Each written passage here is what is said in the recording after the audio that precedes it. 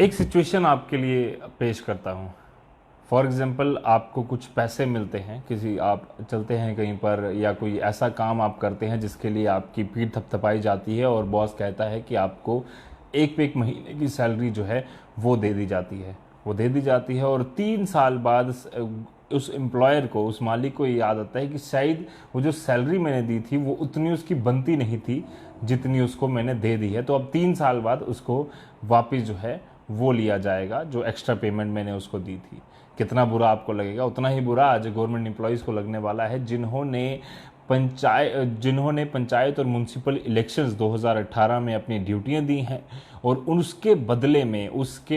में जो एक एक महीने की एक्स्ट्रा सैलरी, एडिशनल सैलरी जो देने की बात सरकार ने कही थी और दे भी दी गई थी, उन सब एम्प्लॉयज़ से अब ये जो पैसा है जो सरकार ने दिया था वो अब वापस लिया जाएगा। करीबन 43 करोड़ से भी 43.29, for to be very precise 43.29 crore रुपया अब उन सारे एम्प्लॉयज़ से वापस लिया जाएगा। दरअसल सन 2018 में जो कि जीएडी यानी कि जनरल एडमिनिस्ट्रेटिव डिपार्टमेंट के एक order number 1789 of GAD of 2018 20/12/2018 यानी कि 20 दिसंबर 2018 को जो आदेश निकाला गया था जिसमें कहा गया था कि इन ल्यू ऑफ योर सर्विसेज, जो एडिशनल सर्विसेज जो आपने दी हैं म्यूनसिपल और पंचायत इलेक्शन 2018 में जो सर्विसेज दी हैं उसके बदले में एक महीने की सैलरी जो है जिस भी एम्प्लॉय ने वो जो काम है वो किया है लोगों के लिए, इलेक्शंस में काम किया है गवर्नमेंट के लिए, वो पेमेंट जो है वो अब एक एक महीने की जो है उनको दे दी जाएगी। और एक एक्स्ट्रा बेनिफिट जो है वो हुआ है, क्योंकि इस तरह की होता है हमेशा कि जब भी कोई एक्स्ट्रा ड्यूटी दी जाती है, ओवर टाइम दिया जाता है, तो गवर्नमेंट एम्प्लॉयज़ को सरकार पूरी तरह से कंपनसेट करने की कोशिश करती है और वही कंपनसेशन जो है दिया गया था। बट उसके बाद अब सरकार ने कहा है कि डीडीओज across the then state drew 1 month additional salary in favor of the employees as per their interpretation of the above government order. यानी कि जो उस समय के जो डीडीओज थे उन्होंने अपने मुताबिक जो उनकी इंटरप्रिटेशन थी उस ऑर्डर की, उसके मुताबिक उन्होंने सभी एम्प्लॉयज़ को एक एक महीने की सैलरी दे दी। अब उसके बाद क्या हुआ?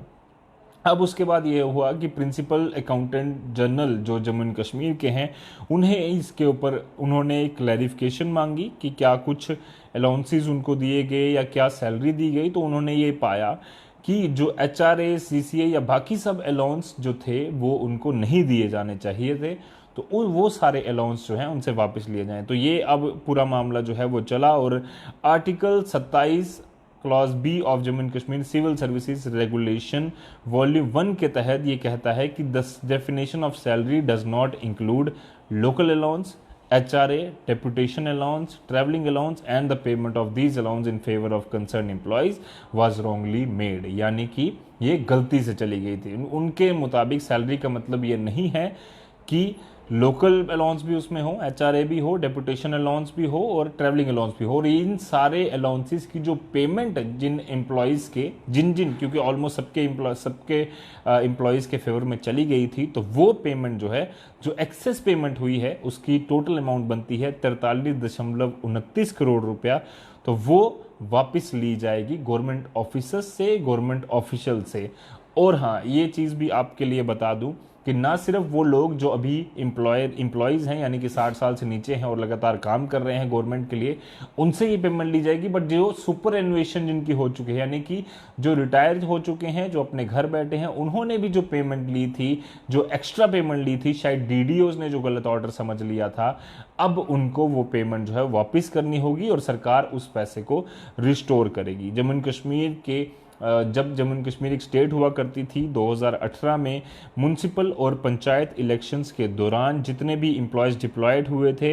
एसोसिएट थे, उनकी जो है उस जो सैलरी की डेफिनेशन है वो गलती से डीडीओ ने गलत समझी और सबको जो पेमेंट दी गई थी अब वो रिस्टोर की जाएगी। अब ये कहा जा रहा है कि shall immediately be recovered from these employees pensioners by the concern drawing and disbursing officer, treasury officers द्वारा अब उनकी जो सारी पेमेंट है वो वापस उनसे ली जाएगी। तो 3 साल बाद आज सरकार ने इस तरह का आदेश निकाला है जिसमें कि सरकार अपना जो पैसा, जो एक्स्ट्रा जो डीडीओज ने गलती से जो है गवर्नमेंट एम्प्लॉयज़ के फेवर में डाल दिया था, जिन्होंने म्यूनसिपल और पंचायत इलेक्शंस में अपनी सर्विसेज दी, अपनी सेवाएं दी और एक फेयर एंड फैक्चुअल इलेक्शंस करवाने में पूरी मदद की। तो इस तरीके की जो गलत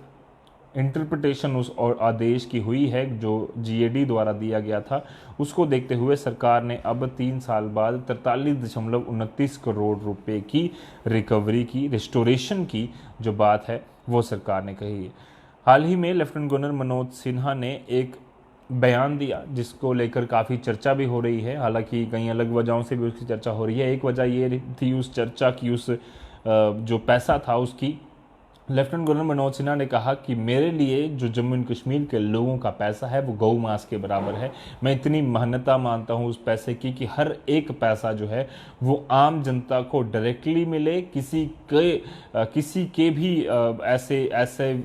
जो एक्स्ट्रा पैसा जम्मू एंड कश्मीर के लोगों ने पहले लिया है या फिर वो आने वाले समय में ऐसा सोच रहे हैं कि वो लेंगे, इस तरह के ख्याल वो अपने मन से निकाल दें और सारा पैसा जम्मू एंड कश्मीर के लोगों की सेवा में, लोगों की सर्विसेज में जो है वो लगातार दिया जाएगा। इसलिए कोई भी इस भ्रम में ना रहे कि गवर्नमेंट एम्प्लॉय हो या जो भी किसी भी डिपार्टमेंट से वो ताल्लुक रखता हो या किसी भी खित्ते से वो हो, किसी भी इलाके से हो, किसी भी जगह से हो, उसके लिए प्रॉपर जो गवर्नमेंट रूल्स बनाए गए हैं, किसी भी तरह की जो गवर्नमेंट ने ऑर्डर्स निकाले हैं उनको सख्ती से फॉलो करना होगा। दरबार मूव को लेकर हालांकि वो चर्चा चल रही थी, बट आज जो आदेश आया है तो ऐसा लगता है कि लेफ्टिनेंट गवर्नर मनोज सिन्हा काफ़ी ज़्यादा सीरियस है उस चीज़ को लेकर। और आज जो 3 साल पुराना आदेश था जिसमें लोगों ने पैसे ले भी लिए, शायद खा भी लिए होंगे या कुछ चीज़ें भी ले ली होंगी, 1 महीने की सैलरी के जो एक्स्ट्रा एचआरए, इसे एक बार फिर से मैं आपको बता दूं कौन कौन से लॉन्चेस में आप गिन लीजिए, क्योंकि अगर आप भी गवर्नमेंट एम्प्लॉई हैं और आपको भी उस तरह का बेनिफिट मिला है